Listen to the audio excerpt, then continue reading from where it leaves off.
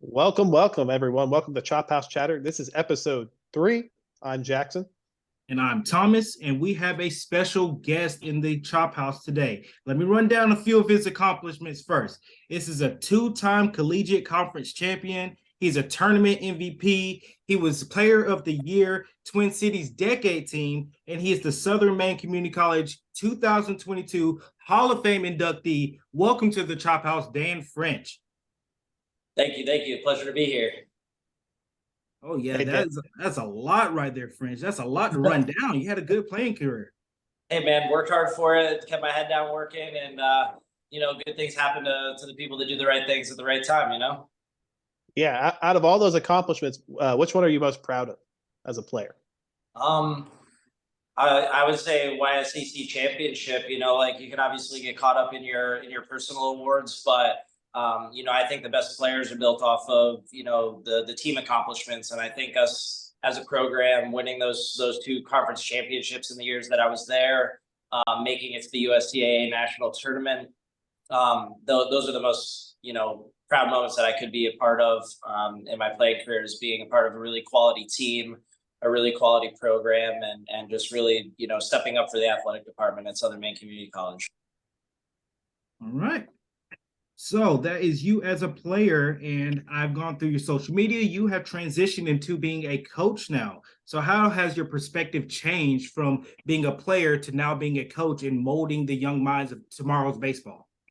Yeah, on top of all the successes that I've had in the game, I've also had a lot of really tough moments and significant failures as well, that really shaped me and created the player that I became in college. Like I said, on top of all the accomplishments that I have achieved, I'm able to really humble myself and, be that open source of information for the next generation to, not only say that, I did X, Y, Z great, but, be able to walk them through the things that I had a tough time with and, failures that I overcame and how I overcame them, is really great information that I can give out. So, I'm seeing a lot of really great talent come through the facility that we're started up 3 years ago. And I'm just trying to really impact and, change a generation of baseball player and how they perceive themselves. Yeah. Yeah. That's wonderful that you want to pass on your knowledge, to the next young players. What do you think is the most important tip to pass on to a young baseball player? Kind of understanding the process and the waves that you ride. Like I said, it wasn't always free and easy for me as a player. Similar to everyone that really has achieved. So far we've compiled all these really beautiful trophies at this point. So we got 3 tournament championships, 4 runners up. And that's in 2 short years, and we're a team out of Vermont playing against top tier teams out in New England. So it's really great to be able to see the impact that we've been able to, immediately affect these players and, change the dynamic of how other teams in New England see a team out of Vermont and, what these other colleges, that go to our tournaments that are recruiting, what they can expect out of the players that are going to be coming out of Vermont in the near future. All right. And if you could go back in time, what would you do differently and why with the knowledge you have now? Yeah, I was always a gamer and I loved the game of baseball. I would always be practicing my throwing, always be practicing my feel of my mechanics. I would just be walking around the house, just kind of feeling out my pitching mechanics. It was an obsession. But the one thing that, if hindsight was 2020 and I could go back, I would definitely start to work on the strength and conditioning side a little bit earlier on. I never really achieved a high level of muscle mass in my playing career, but I definitely was able to become connected. And, once I did actually put the time in my senior year and through the rest of my college career, the statistics and accolades kind of play for themselves. So I wish I had kind of hopped into that side of the game a little bit earlier, probably around freshman year. I wish I had started to, really start to carve out time for how I was strengthening my body, how I was conditioning myself.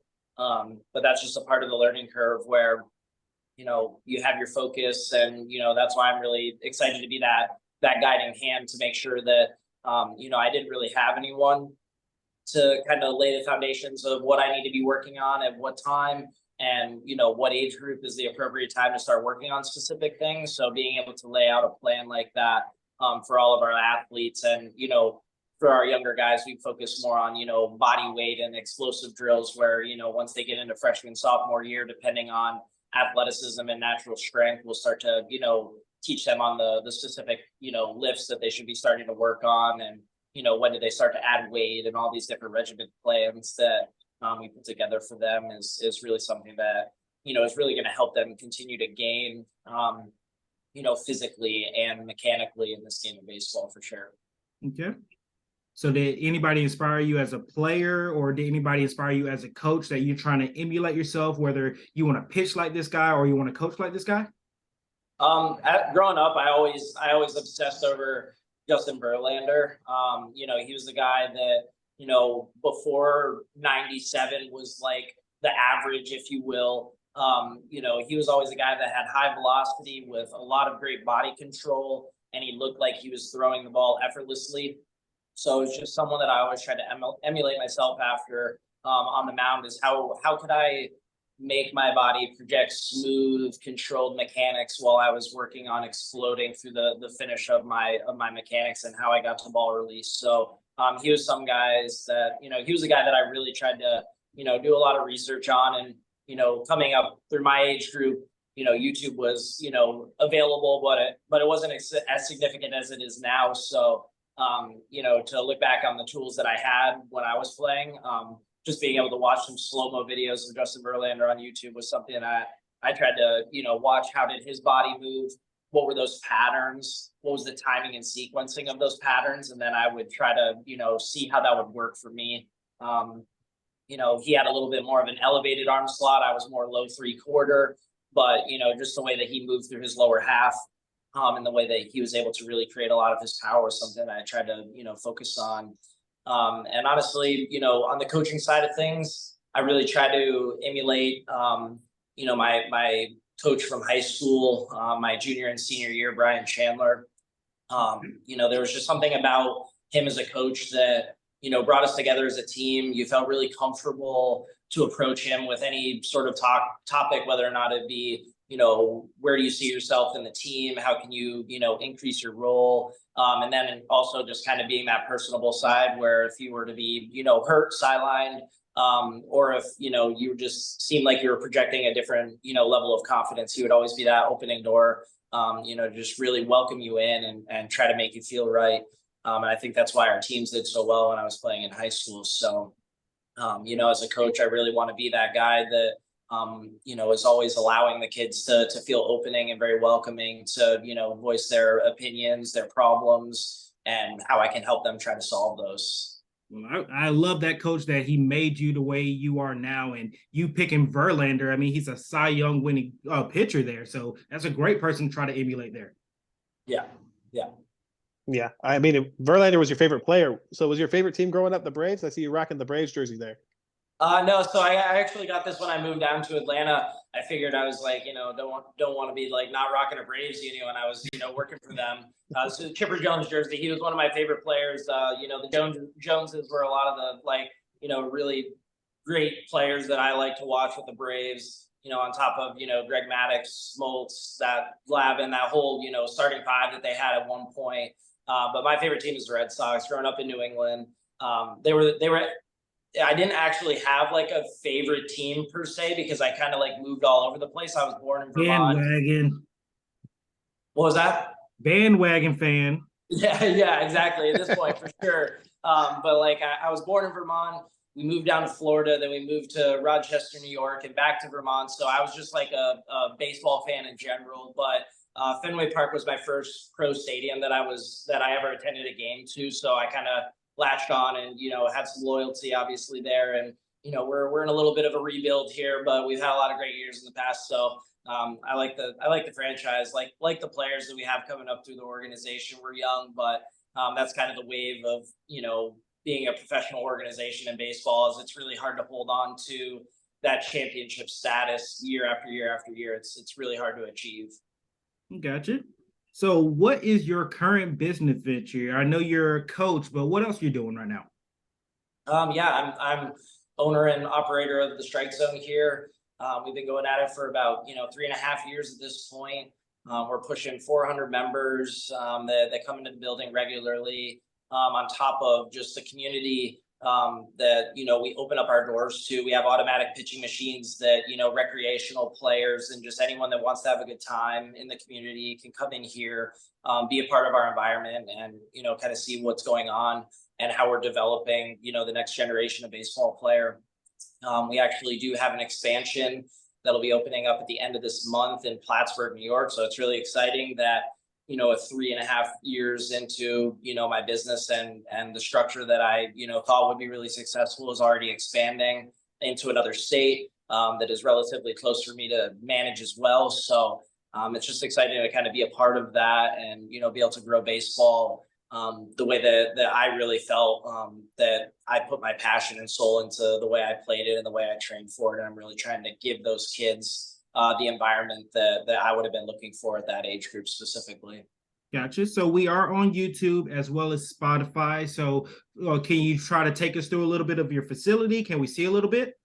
Yeah, no doubt, for sure. Yeah.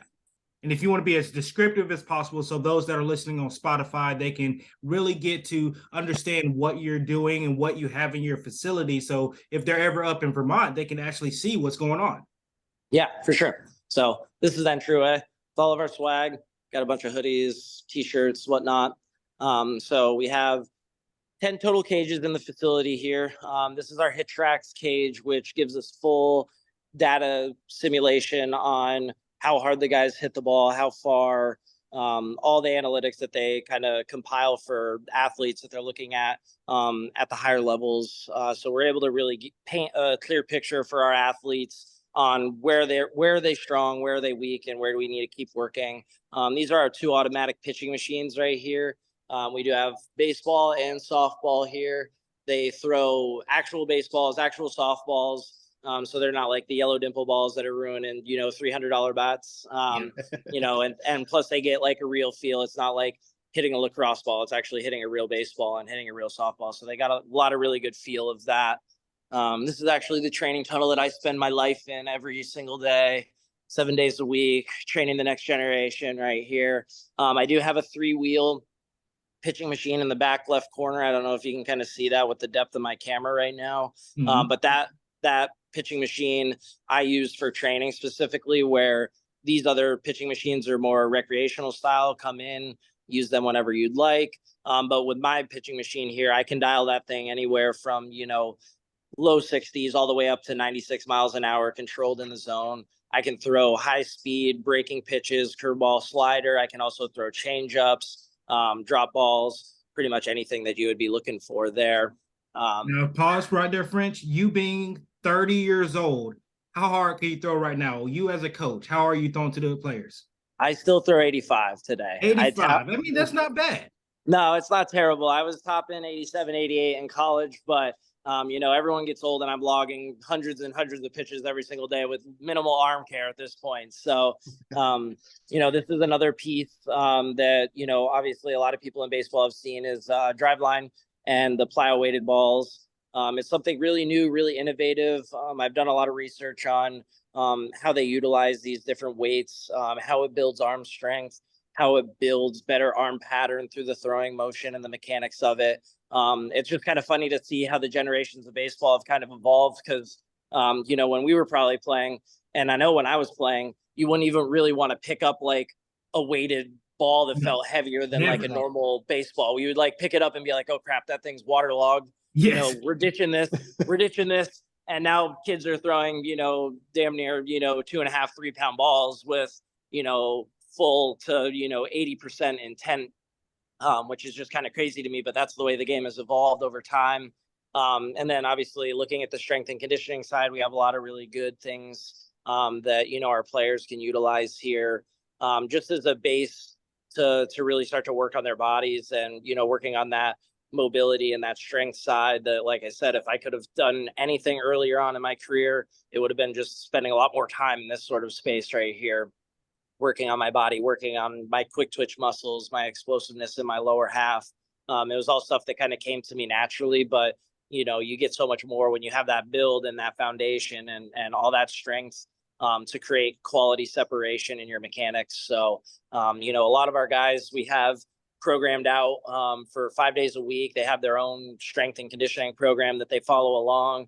They just basically have to come in and log into their phone, and they're able to basically access and use all of our equipment here to achieve their workout plan and execute that on a day-to-day basis, which roughly, if they do it correctly and they don't really rush through it, it takes them a good hour and 45 minutes to run through it all in terms of the strength, stretching and mobility programs that we run them through. But the rest are just kind of open cages and, you know, space where the community comes in and kind of, you know, utilizes our space. But it's been a real pleasure to show the community here in Vermont, you know, what real baseball looks like, what the exciting culture could be for, you know, players and athletes if they are trained at a higher level, and what that means for them as they continue to develop themselves as players, and how is that going to improve their performance on the field, and how does that project them to potentially have the opportunity to play at the next level, where we've had so far 12 college commits, and we've had one player that's been drafted by the Pittsburgh Pirates. Hopefully a lot more in the near future. But you want to name drop him? Can you name drop him? Who you got? We got Owen Kellington. Owen Kellington. So when he watches this, Owen, post this out. Hey, this is your coach right here. Promote us as much as you can, Owen. Yeah, no doubt. I'll definitely share the link with him so he can post it up. But he's killing it. He has high level stuff as a pitcher. Definitely projectable to, you know, make it to the MLB one day as long as he stays healthy and continues to work on himself the way that he has over the years. He's gone from a guy that had a lot of really great mechanical stuff to he's just a physical specimen at this point. And really the sky's the limit for him at this point. Got it. And so with all that knowledge that we just learned from you, you're very knowledgeable on baseball. Do you have a World Series prediction for us? It may not be a favorable prediction, but I do think that the Astros are going to somehow find a way to make it back again. Of course. They're very potent. I will never ever say that I want to see the Yankees in a World Series, but the wild card in who I might think make it from the National League is the Padres. I think that this might be actually the year that they kind of piece it together and have a deeper run. You know, with Fernando Tatis probably coming back within the middle of the year. I think they're going to have a lot of really quality pieces with getting Xander Bogaerts on their team, who obviously was one of our best hitters on the Red Sox last year in terms of average and power and ability to drive runners in. I think that they're going to have a really good team to make a push this year. So you got the Astros against the Padres. Who wins in how many games? I'll say the Astros are probably going to defend in 6 games. All right. I don't agree with who's coming out of the National League. Obviously, big Braves fan here. They do have to get. We all have our biases. Go Braves, though. There you go. But that does lead us into our next episode. Jackson and I will actually be on the prediction podcast. You can follow at Top Fan Rivalry. We'll be doing a prediction over who will win every single division. That's actually going to be recorded tomorrow night, be posted at the beginning of next week. And then, Jackson, what we got coming up on Monday's episode? Monday's episode, we'll be recording Monday for Tuesday. So catch it on Tuesday. We will be talking about who we think are going to win the individual awards in both leagues. So Cy Young, MVP, batting title, Rookie of the Year, Gold Glove for the pitcher position. No, I'm just kidding. We're not going to go that deep. It'll be very, very interesting next couple of days with the episodes coming out. French, you got anything else before we end the call? No, I mean, thanks for having me. I definitely look forward to watching your guys' page grow. Baseball topics are always something that I like to follow, so I'll continue to share. Really appreciate you guys having someone from Vermont rep your guys' podcast. And like I said, I look forward to tracking your guys' progression as well. Got it. All right, fans, that's it for Chop House Chatter. See y'all next time on the next episode. Go Braves, chop on. Go Braves. Go Braves. Go Braves.